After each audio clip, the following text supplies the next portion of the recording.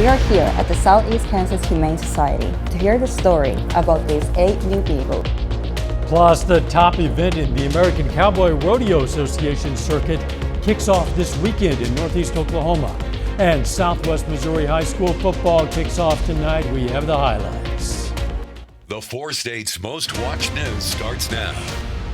A handful of thousands of dogs rescued in Virginia are now in the 4 states and will soon have new homes. This is KOAM News at 10. I'm Dow Quick. A few weeks ago, the Southeast Kansas Humane Society welcomed new intakes to their shelter that'll be up for adoption soon. KOAM's Yana Hautala went to meet the rescues as we celebrate National Dog Day. We are here at the Southeast Kansas Humane Society to meet the 8 new beagles that were recently brought in. These beagles could have had a very tragic life. One of them not being proper euthanasia, where dogs were tried to being put under and they weren't, and they suffered for hours. Pregnant moms not being fed for testing for several days.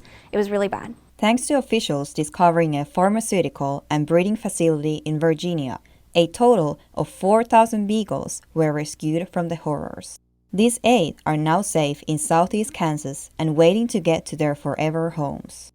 To know that every single one of these dogs would have went to a testing site breaks our hearts. Kyle says when the dogs first arrived, they did not know how to interact or play with each other or humans. The 4 older dogs have a tattoo on their inner ear, so they are recognizable for testing. When we got them into our shelter, as soon as they passed doors, they all got names, because that's what they deserve. One of the things for the beagles to get used to is walking on a leash. They're just not really used to it all, so instead of pulling, they just will kind of like cower and like lay down. A lot of people have already contacted the Humane Society about adopting the dogs. A lot of people nowadays are just really wanting that like medium to small sized dog, and that's why there's so much interest, especially being a beagle. The staff is amazed how quickly the beagles have used to living a normal dog's life. And they're really, honestly, in the last quarter of them finally being up for adoption. We thought it would take much longer, but their socialization is way over the top of our bar, and we couldn't be prouder of them. In Pittsburgh, Yana Hautala, KOAM News. Jasmine Kyle says they'll have their first beagle available for adoption soon, and they'll post the date and time on their website next week. Now let's check in with Doug for a first look at the weather. Well, it definitely turned out to be a hot one for us today. Nice shot. During the evening hours, you could see the cumulus clouds we had popping up a little bit earlier for us today. But temperatures, they got up there 95 for a high, so 6 degrees above our average high for this time of the year. At least the humidity wasn't too bad. It has gone up just a little bit. We started at 67 during the morning hours. Record 101 set back in 1983. We also got some scattered, more isolated thunderstorms, hit and miss little guys that popped up during the heating of the day and then just kind of fizzled out. And this is what we're going to see as we go through the weekend, as we're going to get these pop-up showers and thunderstorms. Let's go ahead and look at your day planner for you on Saturday. We'll start at 70, 80 by 10, 90 by noon, 95 for a high, but again, more pop-up thunderstorms. We're going to talk about that here in just a bit. See you soon. Drivers on Joplin South Range Line will have to look for alternate routes soon. The Missouri Department of Transportation says the Range Line Bridge over the railroad will close beginning the week of September 6th. The project to replace this bridge with a higher and wider one was originally scheduled to begin in mid-July, but it was delayed due to construction scheduling issues. The National Endowment for the Humanities awarded Missouri Southern's Art and Design Administration a $10,000 grant to preserve African artifacts. Archival carrier trays, light monitors, and fabrics for draping are a few of the things that will be purchased with the grant money. They'll help artifacts like these pieces donated by John and Pam Finley in 1991. So essentially, because we have around 300 plus objects, and they're currently housed within this space, and mostly within what we call here the cage, so that they are secure from theft or pests or light or humidity. We're able to better contain the objects in that space because it's a smaller space versus this. The African art collection can be viewed by appointment only. With the new sports season here, the Oklahoma Secondary School Activities Association Board officially adopted a new policy.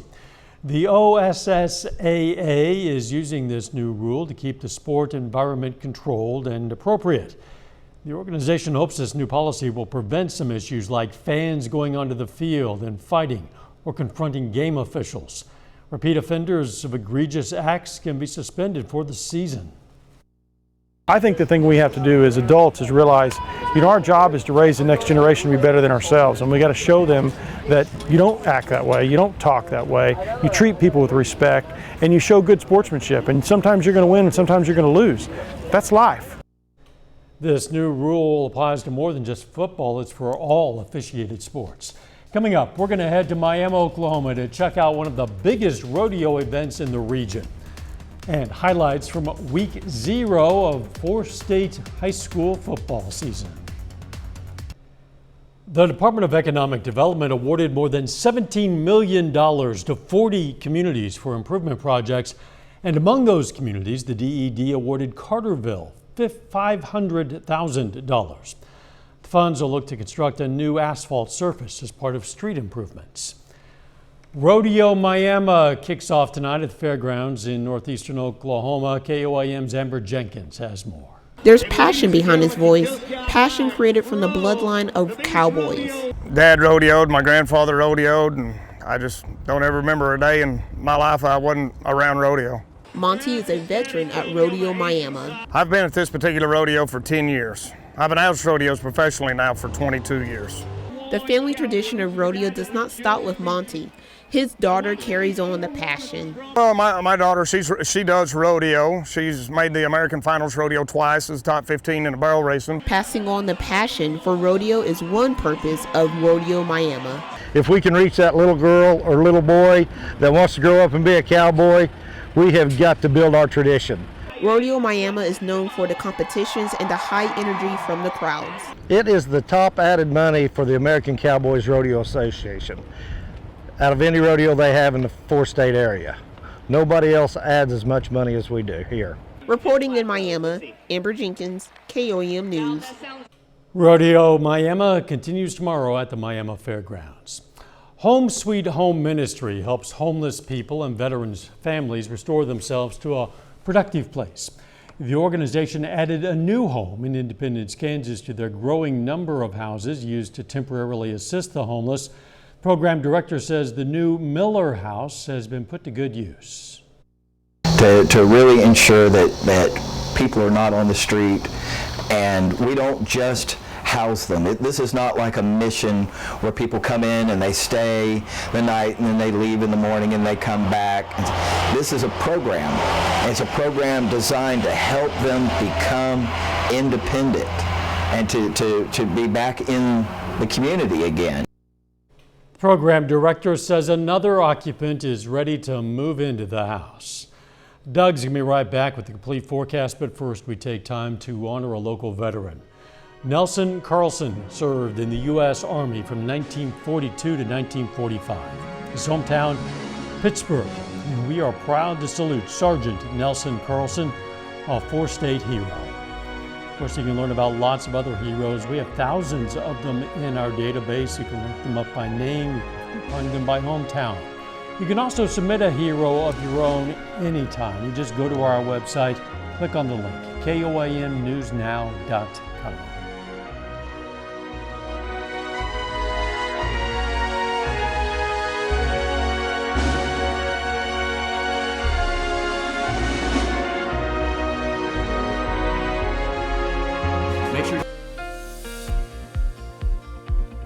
Well, of course, it turned out to be another hot one for us today. Mid-90s for afternoon highs, about 95. I think it was the official high at the airport in Joplin. Plus, we got some isolated thunderstorms that popped up late afternoon into the evening hours. And this is going to be the trend as we head into the weekend. Very hit and miss, but at least we're going to get some thunderstorms out there because check this out. Our drought tracker still an extreme drought. Jasper County, southwest Missouri, and back through Cherokee, Labette, Montgomery County on the Kansas side, and then also Washington, Craig, Nowata, and Ottawa counties in northeastern parts of Oklahoma. So we need the rain. Temperatures have been sneaking up there, lower 90s yesterday, mid 90s for afternoon highs for us today. Plus the humidity has climbed up just a little bit. Dew point sitting into the mid 60s, and that makes it feel a little bit on the sticky side across the region. All the thunderstorms, hit and miss, that we had earlier pretty much calming down, but we have some weak little waves that are going to pass through. So this is going to at least keep the chances for scattered thunderstorms around for the weekend. This wave out across the northern parts of the Rockies is going to pull out, and I actually think our better chance for rain is going to be Sunday than into Monday. For your Saturday, starting at 67, near 90 by noon, 94 by 5, high temp 95, and again, very similar to what we have seen today, some hit and miss isolated thunderstorms on Saturday afternoon. Most of you will stay dry. Starting near 70, partly sunny by noon, high temps near 90 by the noon hour, and then we'll go into the mid 90s, but look at the hit and miss storms popping up once again. Very similar to what we saw today. They calm down tomorrow night, but by Sunday early morning, we'll most likely get a line of showers and thunderstorms, a little bit more widespread passing through, and then hit and miss storms once again by the time we head into Sunday afternoon. So at least we get the chances in here as we go through the next couple days, but I think our better chance for rain is actually going to be Sunday into Monday. Hit and miss storms tomorrow, 95, 94, Sunday, Monday, Tuesday. Wednesday looks pretty good, 92. Thunderstorm chances, very slight, but back in the forecast late Thursday and then into Friday. Dow? Thanks, Doug. Here's Demand's best friend. As we mentioned earlier, today is National Dog Day. The day was created to recognize how many dogs need to be rescued each year.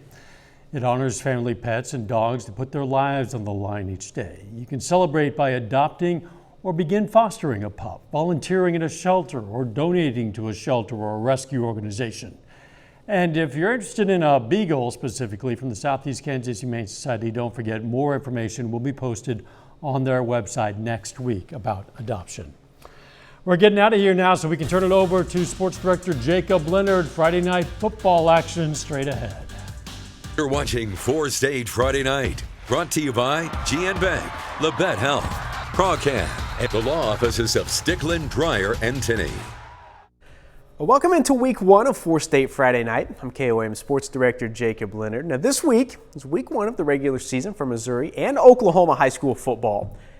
Kansas will begin next week, but we're starting with a good slate of games tonight in Southwest Missouri, so let's get right to it in Webb City. The defending Class 5 state champion Cardinals welcome in the Nixa Eagles this evening to kick off their schedule.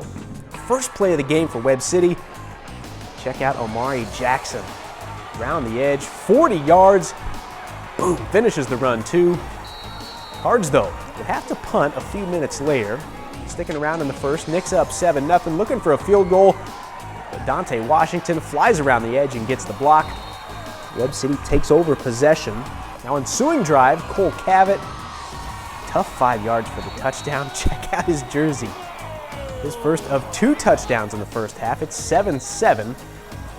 Nixa though, strong first half. Wyatt Vincent behind everybody for the long touchdown. Eagles back on top in the second. Then Jordan Tyler.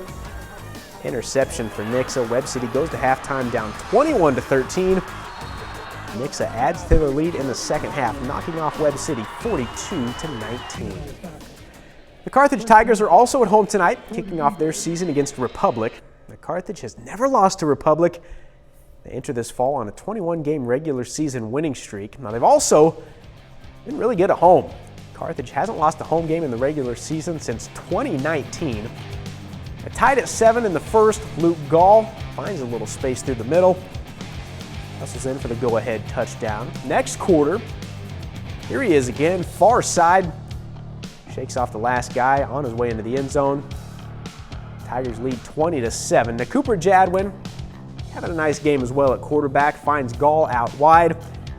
The Army commit does the rest. 94 yards to the house for Luke Gall. You're going to hear that name so much this fall. Get used to it. A little later, Tigers defense recovers the fumble, and that would lead to this. Guess who? They're just going back to Gall. He scores 6 touchdowns tonight. Carthage blows out Republic 56-26. Staying in the COC, the Joplin Eagles host Branson tonight in Week 1.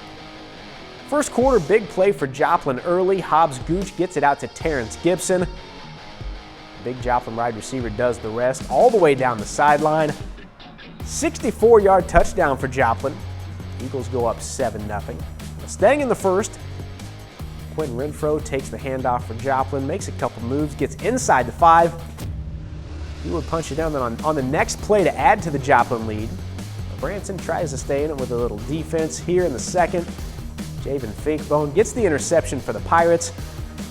But before half, Joplin back to work. Gooch to Drew Van Gilder. Works his way into the end zone for the score. Joplin rolls by Branson in their opener, 34-3. The Carl Junction Bulldogs got to go on the road in Week 1 facing the Ozark Tigers. CJ, big win here, 42-21 over Ozark. Bulldogs will play their home opener next Thursday, hosting the Webb City Cardinals. The Lamar Tigers enter their third season under head coach Jared Beshore this fall. The first two have been pretty much what you would expect from Lamar. They're 25-2 in those 2 years and won the Class II state championship back in 2020. Lamar kicks things off tonight with a road game against the Marshfield Blue Jays.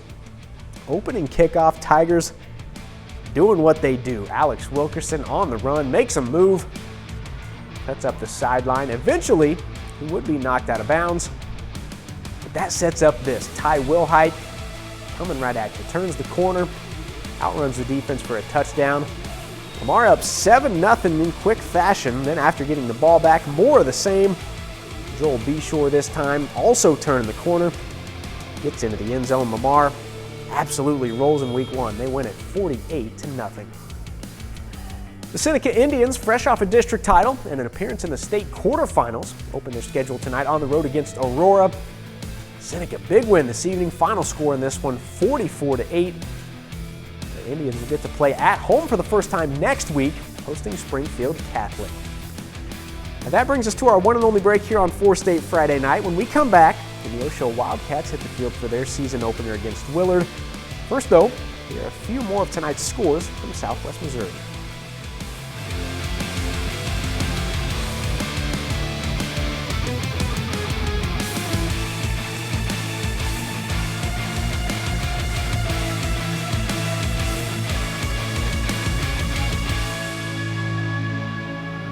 You're watching.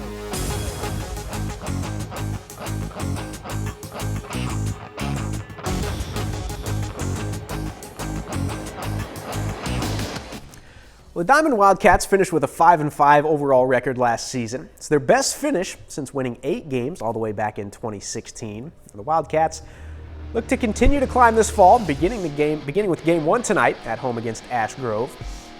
Wildcats defense struggling here. Brock Mooneyham runs in for the early touchdown for the Pirates. Ash Grove goes up 6-0. Wildcats remain determined, but the Pirates would roll tonight. Matthew Burgess goes to the air, finds Parker Crow in the end zone. It's 12-0 Ash Grove with that, and the Pirates would go on to finish this one off 34-7. The Neosho Wildcats are in their second season under head coach Brandon Towdy. And Neosho was 1-9 overall last year, with the only win of the season coming against the Willard Tigers. Now tonight, those two teams, Neosho and Willard, meet in Neosho to begin the year. Neosho going to the pass game early out of the gate. Quentin Hughes to Jared Seiler, 9-yard gain there. Later in the drive, Hughes to Isaiah Green. This is a 56-yard strike. Going to the house, Neosho up 7-zip early. They would score on their next drive, make it 14-0. Now Willard on their second drive after turning it over on their first possession. Russell Rowaton throws an absolute dime to senior Clayton Scott. 2-point conversion, no good though, so it's 14-6 Neosho, and we're only 3.5 minutes into this one. The first possession of the second quarter, Boston Patterson with the reception. 92 yards. A lot of running for him. Listen to this, 52-36 Neosho at halftime. This game is still in progress. It's like an 8-man score. Neosho leads 79-72 in the fourth. On the Big 8, I think the Nevada Tigers got a chance to be really good this year. Nevada on the road against Springfield Catholic in Week 1. Tigers win that one 62-7. And Nevada is at home for the first time next week, hosting Reed Spring. A couple more games to get to in the Big 8 tonight. East Newton hits the road to Logan Rogersville. This one was close most of the night, but the Patriots fall to the Wildcats 35-22. The McDonald County Mustangs, surprise of the season last year, going 10-2 and making the district championship. They opened the year on the road against Mount Vernon. Now Mount Vernon takes care of business in this one, winning 31-7. And that is all the time we have here on 4-State Friday night. Be sure to join us right back here next week for week 1 of the regular season in Southeast Kansas, and week 2 for Missouri and Oklahoma. Also, next week is week 1 of Press Box on Fox 14. That's a 30-minute show, all high school football. That's at 11 o'clock on our sister station, KFJX. For now, though, we are out of time. Thanks for staying up late with us. See you right back here next week.